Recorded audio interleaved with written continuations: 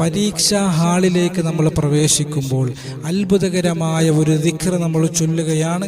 ഈ ദിക്ർ നമ്മൾ ചൊല്ലിക്കഴിഞ്ഞാൽ വളരെയധികം സംതൃപ്തിയോടെ പരീക്ഷാ ഹാളിലേക്ക് ടെൻഷനില്ലാതെ പ്രവേശിക്കാനും നമുക്ക് കഴിയും.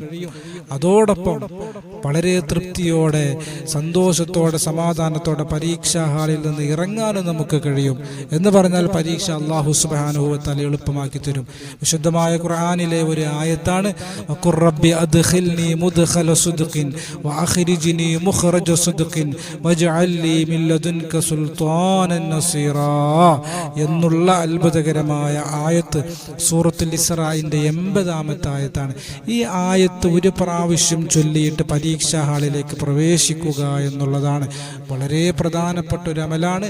പരീക്ഷ എളുപ്പമായി കിട്ടും, പരീക്ഷയുടെ ടെൻഷൻ മാറിക്കിട്ടും, പരീക്ഷയിൽ നല്ല മാർക്ക് നേടാൻ നമുക്ക് കഴിയുമെന്ന് നമ്മുടെ ഉലമാക്കൾ വിശദീകരിക്കുകയാണ്.